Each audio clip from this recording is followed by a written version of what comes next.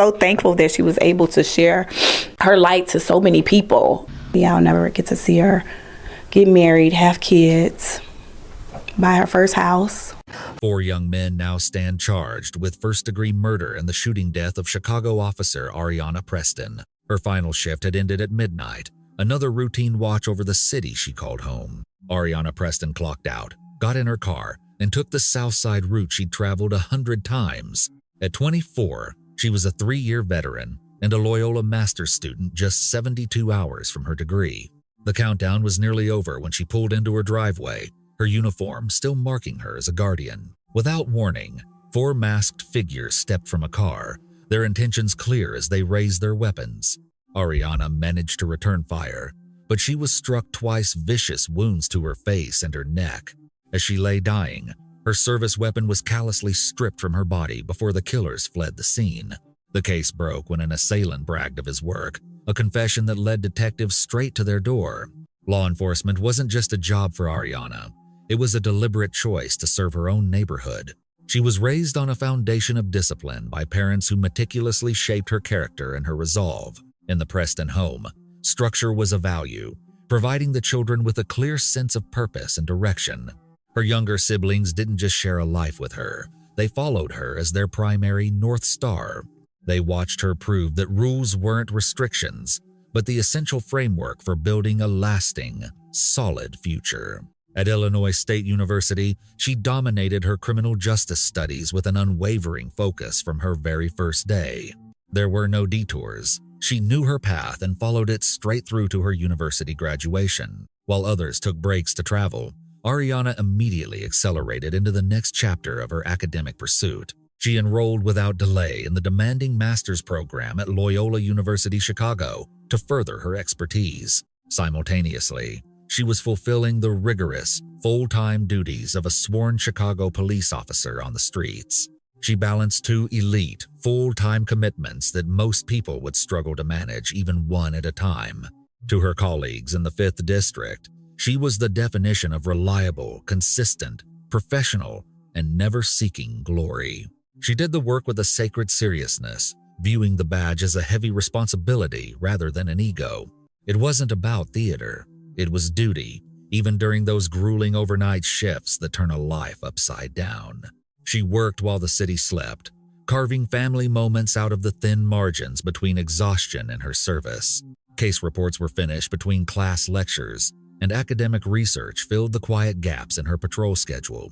Her master's thesis took shape in the dark hours, a testament to her drive while the city breathed around her. By May, she was finished, requirements completed, coursework finalized, and her graduation ceremony scheduled for the coming days. A photo on Instagram captured her in academic regalia, a beaming symbol of pride and readiness for the future. Her next chapter was confirmed and ready to begin, but a different story was being written elsewhere that night. While Ariana finished her shift, 4 young men were deep into a violent robbery spree across the South Side. The crew included 16-year-old Jalen Frazier, 18-year-old Jaquan Buchanan, and 18-year-old Joseph Brooks, along with 19-year-old Treval Brayland. They hunted through the night, fueled by a dangerous and growing momentum. Each successful robbery made the next feel easier, convincing the group they were untouchable by the law. Around midnight, they swarmed a woman near 46th and Ellis, using their collective numbers to ensure her silence. They stripped her of her phone, credit cards, and built a total violation of her safety and her dignity. Knowing defiance was a lethal gamble, the victim offered no resistance to the 4 armed men facing her. At 12:40 a.m., they discovered a running Kia Forte near 47th, a perfect stolen vehicle for their hunt. With the engine already running, the car became their mobile command for the escalating violence that followed. That red Kia carried them toward the final, tragic collision with a woman dedicated to protecting the city. At 1:07, they struck again at 100th and Wallace, brutalizing 2 victims for a coach bag. 23 minutes later, a man parking his Tesla at 91st, and Merrill looked down the barrel of a gun. They left him standing empty-handed, completing their 4th robbery in 90 minutes before finding their final target. This was a calculated hunt by men who valued a stolen badge over a human soul, ending the journey of a true hero as the 4 suspects now face the justice they tried to outrun. Subscribe and hit the bell to honor the legacy of Officer Ariana Preston. Pure momentum fueled by adrenaline, a dark performance of escalating violence. Every offense emboldened the next until a stolen crimson Kia crept into Avalon Park past 1:40. Silent streets and amber porch lights watched as they spotted their lone target. There stood a solitary woman on her lawn, her police shield gleaming under a street lamp. They didn't see a public servant or a student 3 days from her master's degree. They ignored the daughter and sister who carved out a future with relentless, quiet purpose. At 1:42 that morning, all they recognized was a mark on the grass. On May 6th, her tour ended, yet she remained in uniform as patrol work never finishes. Avalon Park appeared unchanged, quiet, residential, and deceptively safe as she arrived at her home. No alarms sounded and no voices pierced the stillness to signal the approaching, lethal predators. It was merely a patch of grass and a familiar, quiet concrete walkway near her door. Coming home is mundane, yet a vehicle suddenly veered toward her with a chilling, deliberate intent. The car stopped, and 4 masked figures spilled out, their heavy weapons drawn and ready. This wasn't a robbery gone wrong or a heated argument that suddenly spiraled out of control. It was a cold-blooded ambush, giving Ariana zero time to process the threat before instinct took over. Raw instinct overrode thought as she did exactly what she had rehearsed for this nightmare scenario. She fired back, leaving spent service casings scattered across her own front yard that night. The physical evidence proved she refused to cower or surrender her life without a fierce fight. She answered the threat with lead as a hail of gunfire shattered the deep suburban silence. A brief, brutal explosion of violence left her wounded in the face and neck. Amidst the carnage, one assailant snatched her service pistol before the group vanished into the night. The terror ended abruptly, leaving a sanctuary stained red and a home turned into a scene. Ariana collapsed just steps from her door, her uniform and badge still marking her noble status. A fellow officer on a nearby call found her, realizing the victim was one of them. She fought perfectly by the book, but the book couldn't save her from the crushing reality. Sirens wailed as paramedics and patrol cars flooded the quiet residential block. The shift from tactical urgency to raw, collective heartbreak was instant and agonizing for every responder. She was rushed to trauma care, flanked by men and women who understood her heavy uniform. By her side were those who knew the sacrifice of the graveyard shift and its risks. Even with the highest level of care, Ariana Preston succumbed to her injuries that tragic morning. At 24, her shield didn't protect her, it marked her. As dawn broke, the investigation moved. Chicago doesn't turn a blind eye when one of its own is gunned down. Detectives meticulously traced the night's events in reverse to find those responsible for this bold crime. Sifting through choices, they pulled street camera footage to map every movement in the suspect's vehicle. Digital breadcrumbs from cell towers began to reveal a map of who was where and when. Ballistics confirmed the link between weapons and casings, while DNA tied the suspects to the scene. The illusion of an anonymous hit crumbled under the weight of forensic evidence and data. A stolen red Kia Forte, used in a string of robberies, became the central puzzle piece. In a desperate bid to burn evidence, the crew torched the car, drawing even more attention. Inside other vehicles linked to the crew, investigators hit pay dirt and found incriminating evidence. They found credit cards from previous victims, stitching separate crimes into one long, violent night. This wasn't one lapse, but a chain of malice that eventually broke because of pure, reckless arrogance. The youngest of the pack, Jalen Frazier, couldn't keep his mouth shut around a close friend. Trading remorse for pride, he bragged about the night's exploits with chilling, heartless, and vivid detail. He detailed the robberies, the woman alone, and her stand. Subscribe for Ariana Preston. He called the cold-blooded killing his personal work, but one companion refused to join the celebratory mood. That friend contacted the authorities immediately, placing the entire crew at the center of a homicide investigation. The confession established clear intent and mirrored the forensic evidence, turning a flickering suspicion into a blinding certainty. An interrogation didn't break this case, pure ego did. As arrests loomed, a violent timeline began to emerge. At 11:57 p.m., 4 men in a white Dodge Avenger robbed a woman near 46th and Ellis. They stripped her of her belt, phone, and credit cards before vanishing. Then, at 12:39 a.m., a red Kia Forte was stolen at 47th and Indiana. By 1:07 a.m., it reached 100th and Wallace. 3 men forced 2 victims down, stealing a Coach bag. At 1:30 a.m., they targeted a Tesla owner. They took his phone and keys. At 1:42 a.m., ShotSpotter recorded 9 rounds at 8157 South Blackstone. With the district facing a heavy backlog, patrol officers were unable to respond to the gunfire immediately. At 1:51 a.m., reports came in of a red Kia engulfed in flames near 72nd and Everhart. At 2:02 a.m., a second notification pinged from the location where the shots were fired 20 minutes prior. It wasn't a witness calling, but Officer Preston's Apple Watch automatically alerting dispatch that its wearer was in distress. By 2:15 a.m., the situation turned desperate.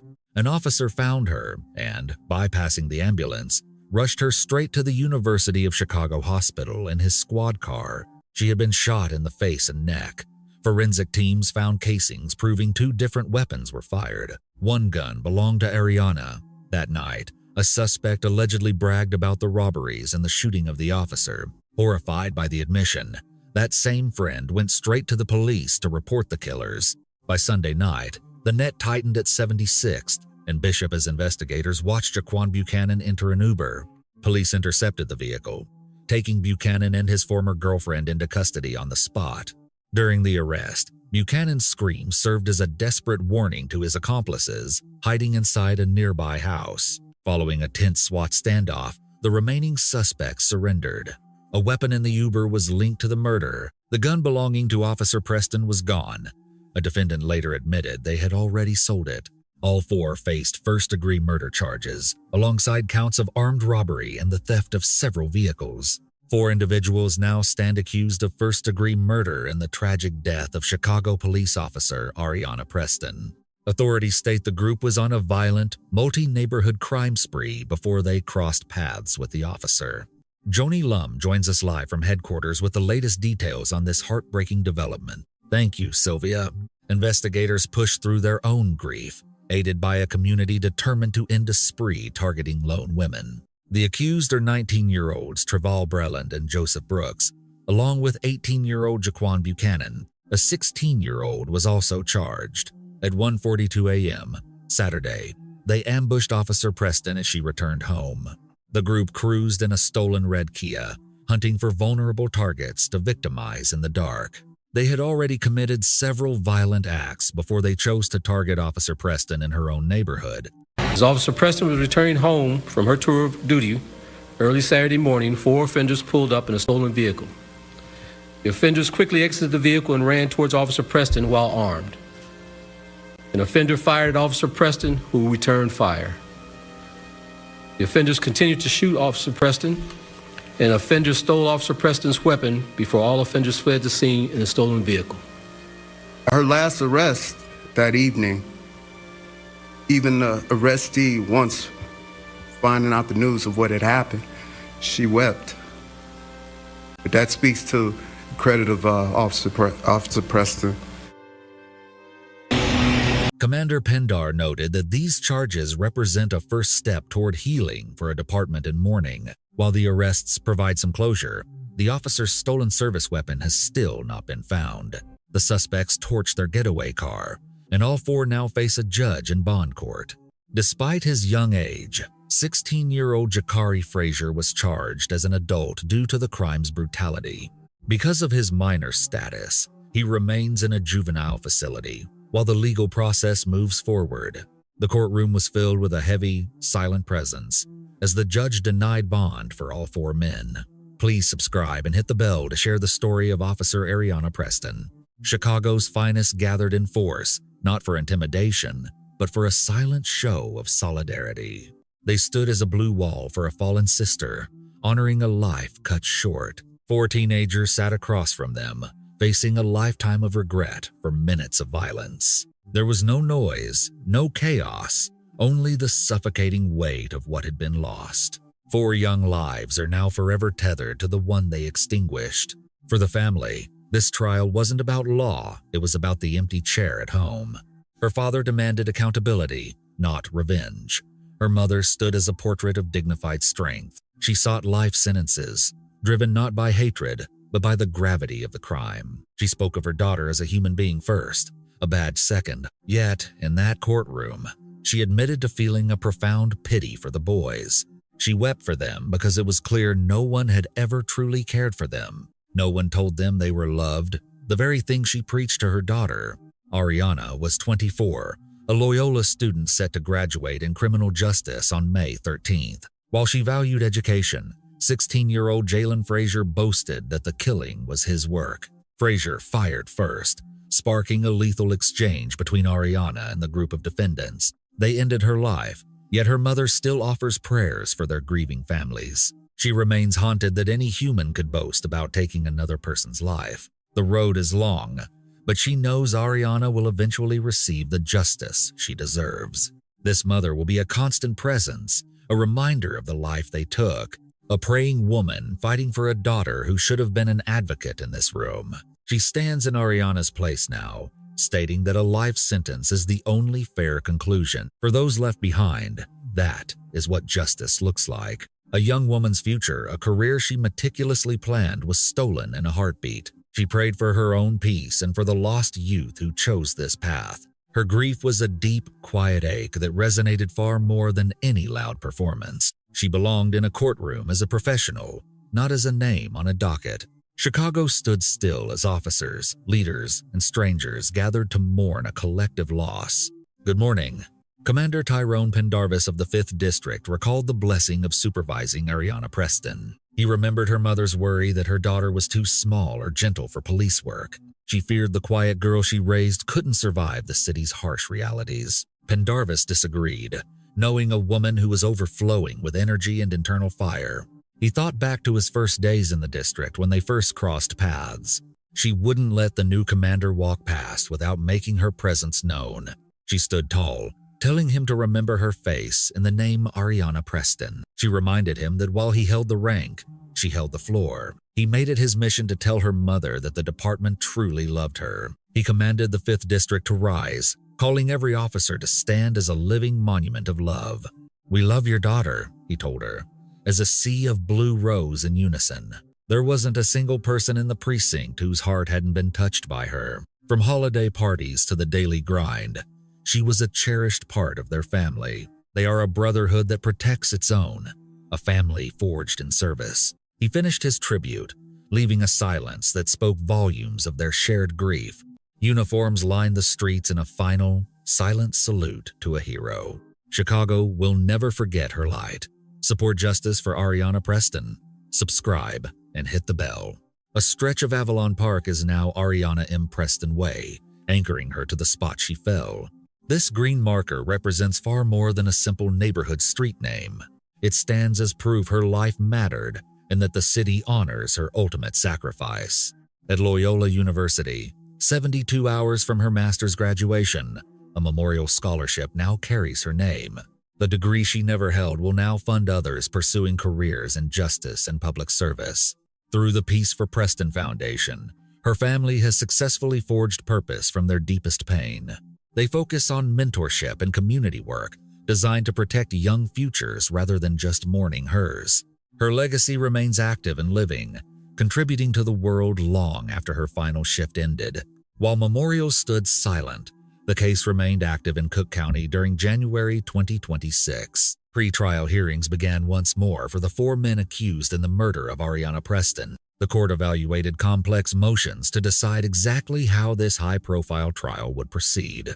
A key ruling allowed ballistics experts to testify, linking specific firearms directly to the fatal shooting. The youngest suspect was only 16 when the crime occurred. He is charged as an adult but remains in juvenile detention for now. Defense attorneys fought to suppress police statements as the court weighed every piece of contested evidence. A trial date remains unset, yet the wheels of justice turn with slow, methodical precision. No verdict exists yet. It is the slow march of justice years after a life was stolen in mere seconds. Even total justice cannot bring her back to warm family dinners. It cannot rewrite that midnight hour or scrub the blood from her front lawn. No court can return her lost years or the career she earned as a graduate, not a ghost. The truth remains. Ariana Preston didn't die from a mistake or some reckless choice. She did not die because she failed her training. She died because she kept showing up, believing in a future she was building until the end. Honor Ariana Preston's memory by subscribing and hitting the bell for more vital updates on her case. May her legacy endure.